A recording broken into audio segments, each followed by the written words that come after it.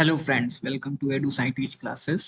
तो आज फ्रेंड्स हम सिगमंड फ्राइड की थ्योरी करेंगे। तो फ्रेंड्स चलिए ज़्यादा देर ना करते हुए हम अपनी थ्योरी को स्टार्ट करते हैं, क्योंकि सीटेड अगस्त में पेपर होने वाला है। तो हम जल्द से जल्द अपनी जो टॉपिक है, जो सारी थ्योरीज है, उनको हम कवर कर देंगे। तो ठीक है फ्रेंड्स, जल्द से जल्द हम अपना जितना भी बचा हुआ थ्योरी का कुछ पार्ट्स हैं, तो उनको मैं अपनी क्लास में जल्द से जल्द कवर करने की पूरी पूरी पूरी कोशिश करूंगा, ताकि आपका सिलेबस कंप्लीट हो जाए और आपके अच्छे नंबर मार्क्स आ सकें। ठीक है फ्रेंड्स, तो चलिए ज़्यादा देर न करते हुए सिगमंड फ्राइड की थ्योरी को देखते हैं। तो सिगमंड फ्राइड की थ्योरी का नाम है फ्रेंड्स व्यक्तित्व का मनोलैंगिक सिद्धांत, जिसे हम मनोविश्लेषक सिद्धांत के नाम से भी जानते हैं।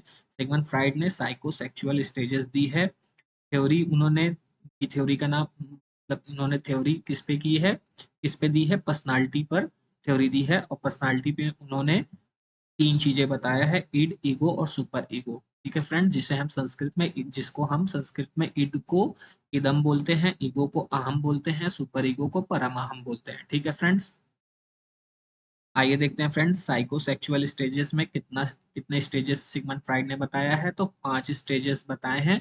पहला है मौखिक अवस्था, जिसे हम ओरल स्टेज कहते हैं, और इसका ईयर होता है फ्रेंड्स जन्म से 1 वर्ष। दूसरी स्टेज जो होती है गोदावस्था, जिसे हम एनल स्टेज कहते हैं, जिसकी ईयर होती है 2 से 3 वर्ष। ठीक है फ्रेंड्स। और तीसरी अवस्था होती है हमारी लैंगिक अवस्था, जिसे हम फैलिक स्टेज के नाम से जानते हैं, जिसका ईयर होता है फ्रेंड, एज का जो ईयर होता है वो 4 से 5 ईयर्स के बीच में होता है फ्रेंड। ठीक है फ्रेंड। चौथी स्टेज है फ्रेंड सुषुप्तावस्था, जिसे हम लेटेंसी स्टेज बोलते हैं। इसका ईयर्स होता है फ्रेंड्स 6 to 12 ईयर्स। ठीक है फ्रेंड्स। पांचवी स्टेज है जो फ्रेंड हमारा जननिक अवस्था, जिसे हम कहते हैं जेनेटल स्टेज। इसका ईयर होता है फ्रेंड 12 to 20 ईयर्स। ठीक है फ्रेंड्स, ये फ्रेंड्स याद रखिएगा, ये सब ईयर का नाम, इसकी हिंदी वर्जन भी नाम जाने रखिए और इंग्लिश वर्जन में भी नाम जाने रखिए फ्रेंड। और इसका ईयर भी दिमाग में थोड़ा सा रखिएगा, कोशिश करिएगा फ्रेंड्स, ताकि क्योंकि कभी कभी ये स्टेज स्टेज के नाम पूछ लेता है या तो ईयर पूछ लेता है कि इस ईयर के बीच में कौन सी स्टेज आती है। ठीक है फ्रेंड्स, आप सीटेट के प्रीवियस ईयर क्वेश्चन पेपर उठा के देख लीजिए, एक दो क्वेश्चन इससे जरूर आए हुए हैं। आइए फ्रेंड्स ओरल स्टेज में देख लेते हैं कि क्या होता है। बच्चे इसमें क्या करता है, कि ओरल स्टेज में क्या करता है। तो ओरल स्टेज की जो एज है फ्रेंड्स वो 0 से 1 ईयर ओल्ड होती है फ्रेंड्स। इसमें क्या होता है, बच्चा हर चीज मुंह में डालता है, क्योंकि उसको हर चीज मुंह में डालने में मजा आता है। ठीक है फ्रेंड्स, अक्सर आपने छोटे बच्चे को देखा होगा कि वो हर चीज को मुंह में तुरंत उसको मुंह के अंदर तुरंत डालता है। यानी कोई भी बच्चे को, आप छोटा बच्चा है जो कि 0 से 1 ईयर के बीच में है, उस बच्चे को अगर उसके हाथ में आप कुछ दे देते हैं तो वो तुरंत फट से उस चीज को मुंह में तुरंत रखने की कोशिश करता है। ठीक है फ्रेंड्स, तो उस एज को हम क्या कहते हैं, यानी जो 0 से 1 ईयर के बीच में जो बच्चे आते हैं उसको ओरल स्टेज बोलते हैं। ठीक है फ्रेंड्स।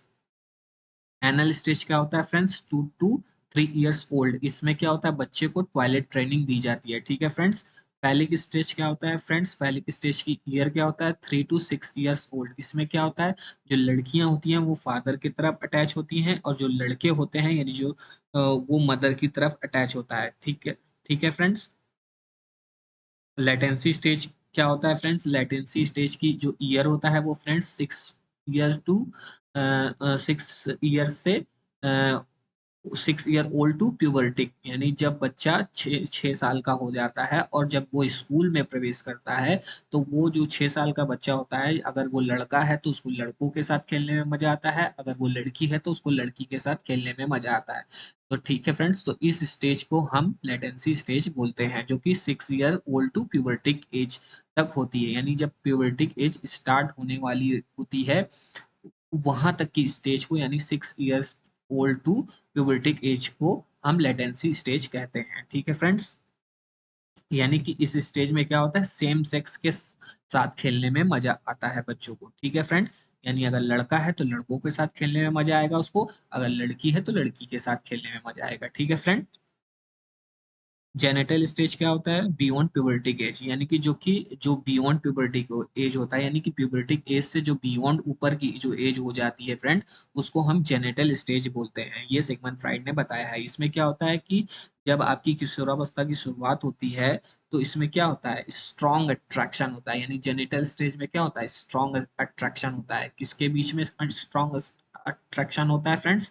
जो गर्ल्स होती है वो attract towards boys and boys attract towards girl, यानी जो लड़की होती है उसको अट्रैक्शन होता है लड़कों की तरफ और बॉयज को अट्रैक्शन होता है लड़कियों की तरफ। ठीक है फ्रेंड्स, तो उसी को हम जेनिटल स्टेज बोलते हैं।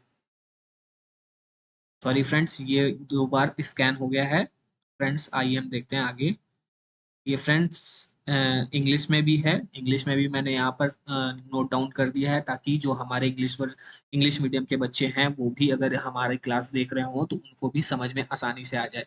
ठीक है फ्रेंड्स, तो मैं यहाँ बाइलिंगुअल लेके चल रहा हूँ फ्रेंड्स, ताकि बाइलिंगुअल यानी इंग्लिश मीडियम वाले बच्चों को भी आसानी से समझ में आए और हिंदी वर्जन वाले बच्चों को यानी हिंदी मीडियम वाले बच्चों को भी आसानी से समझ में आए। तो इसलिए फ्रेंड्स इसको भी मैं एक बार रीड कर देता हूँ ताकि इंग्लिश मीडियम वाले बच्चों को भी समझ में आ जाए। तो स्टेज होती है फ्रेंड, और एज रेंज देख लेते हैं। तो ओरल स्टेज क्या होती है? 0 से 1 ईयर ओल्ड, जिसमें क्या है? Children derives pleasure from oral activities including sucking and testing.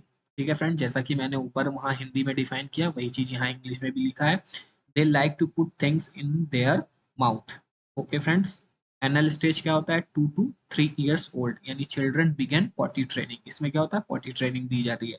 पहले की स्टेज क्या होता है? 3 to 6 years ओल्ड, यानी boys are more attached to their mother while girls are more attached to their father. Okay friends, latency stage क्या होता है friends? 6 years old to puberty, यानी children spend more time and interact mostly with same sex peers. Okay friends, genital stage क्या होता है? beyond puberty, इसमें क्या होता है कि individuals are attract to opposite sex peers. Okay friends, इदम क्या होता है? अब इदम देख लीजिए फ्रेंड्स, जब हम किसी चीज को करने के लिए जिद पर अड़ जाते हैं कि नहीं मुझे ये करना ही करना है, मुझे ये चाहिए ही चाहिए, कुछ भी हो जाए, कोई कंप्रोमाइज नहीं कर सकते किसी चीज में, उसको मुझे चाहिए ही चाहिए, यानी किसी चीज को हम जिद में करते हैं और जिद पर अड़ कर करते हैं, तो उसको हम क्या कहते हैं? इड बोलते हैं, यानी वो इदम में आता है। ठीक है फ्रेंड्स, और इसको हम प्लेजर प्रिंसिपल भी कहते हैं, इदम को, यानी इड को हम प्लेजर प्रिंसिपल भी कहते हैं, क्योंकि इसमें क्या आता है?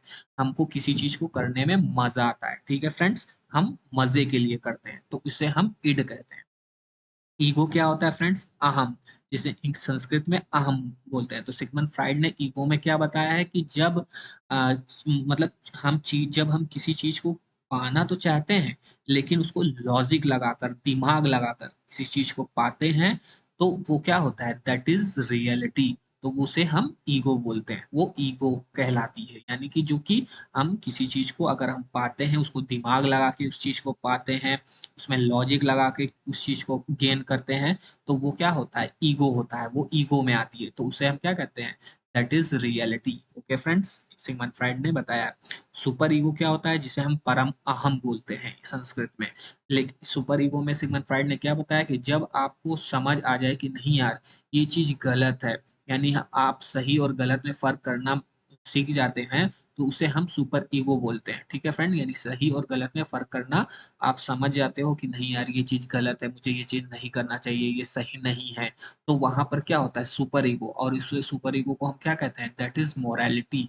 ठीक है फ्रेंड्स, तो फ्रेंड्स आइए हम इसको कुछ एग्जांपल के थ्रू भी आपको समझने समझाने की कोशिश करते हैं कि इड और ईगो और सुपर ईगो क्या होती है। ठीक है फ्रेंड्स, तो मैं पूरी कोशिश कर रहा हूँ फ्रेंड्स आपको समझाने के लिए, तो समझने की कोशिश पूरी करिएगा फ्रेंड्स।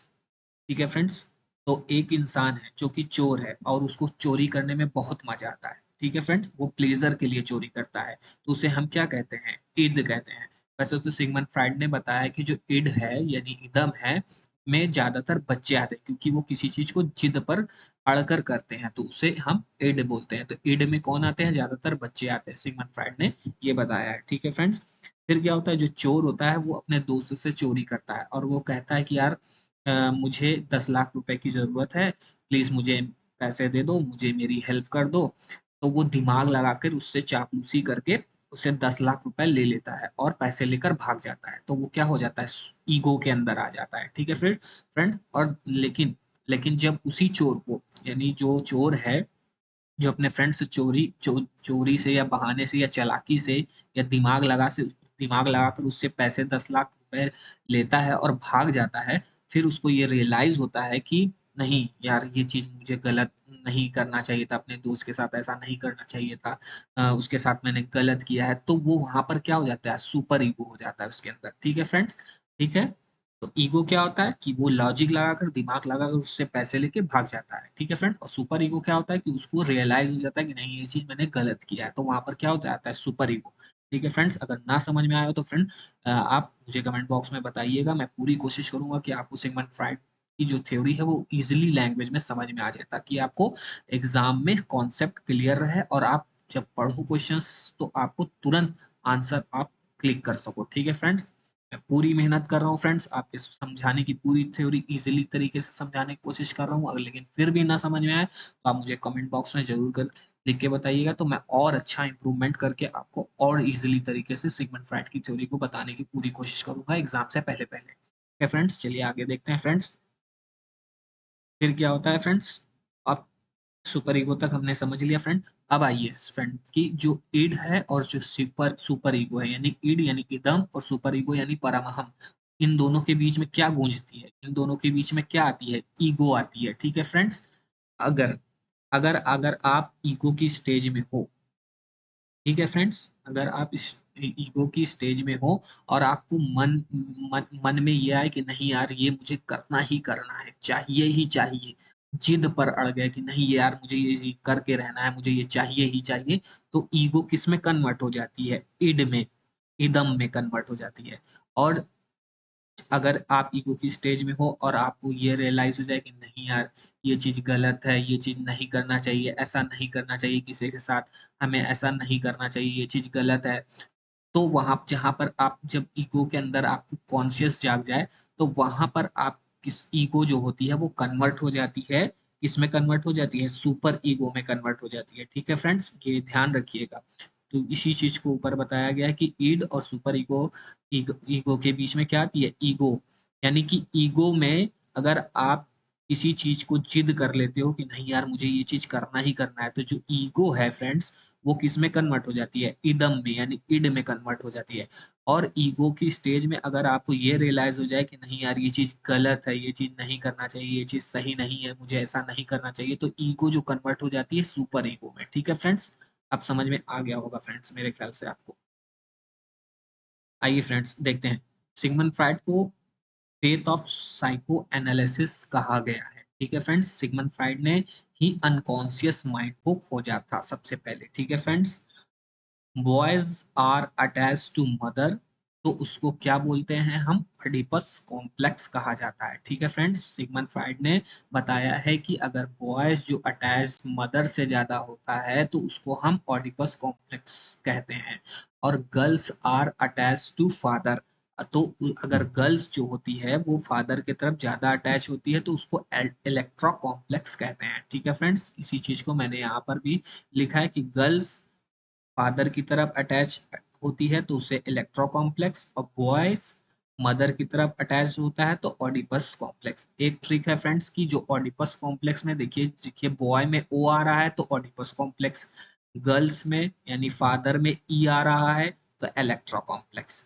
ठीक है फ्रेंड्स, तो ये ट्रिक है फ्रेंड्स, इसको याद रखने का कि ओ आए तो ऑडिपस, ओ से समझ लीजिए बॉयज में ओ आ रहा है तो ऑडिपस कॉम्प्लेक्स, फादर में ई आ रहा है तो इलेक्ट्रा कॉम्प्लेक्स। ठीक है फ्रेंड्स, यानी गर्ल्स जो अटैच होती है फादर की तरफ, अगर गर्ल्स अटैच, मतलब जो गर्ल्स होती हैं वो ज्यादातर आपने देखा होगा फादर की तरफ अटैच होती हैं, तो उसको क्या बोलते हैं, इलेक्ट्रो कॉम्प्लेक्स। ठीक है फ्रेंड्स, और बॉयज देखिए, आप देखे होंगे, आप अपने घर में भी देखिए कि जो बॉयज होते हैं वो मदर की तरफ ज्यादा अटैचमेंट होता है उनका, तो उसे हम क्या बोलते हैं, ऑडिपस कॉम्प्लेक्स। इसी को सिगमंड फ्राइड ने इस अटैचमेंट को क्या बोला है, कि गर्ल्स के अटैचमेंट को इलेक्ट्रो कॉम्प्लेक्स बोला है, यानी गर्ल्स के अटैचमेंट फादर की तरफ को इलेक्ट्रो कॉम्प्लेक्स बोला है, और बॉयज का अटैचमेंट मदर की तरफ को ऑडिपस कॉम्प्लेक्स बोला है। ठीक है फ्रेंड्स, तो आज की थ्योरी में बस इतना ही। अगर आपको थ्योरी पसंद आई हो और मेरा पढ़ाने का तरीका और समझाने का तरीका अगर पसंद आया हो तो मेरे चैनल को सब्सक्राइब कीजिएगा, लाइक कीजिएगा, शेयर कीजिएगा फ्रेंड। ठीक है फ्रेंड्स, तो नेक्स्ट थ्योरी हम कल करने की कोशिश करेंगे। कल हर हाल में मैं आपको साइड ब्रूनर नहीं गार्डनर की थ्योरी में करा दूंगा फ्रेंड्स। ओके फ्रेंड्स, तो आपको क्लास पसंद आई हो तो प्लीज सब्सक्राइब जरूर कीजिएगा चैनल को। Okay, thank you.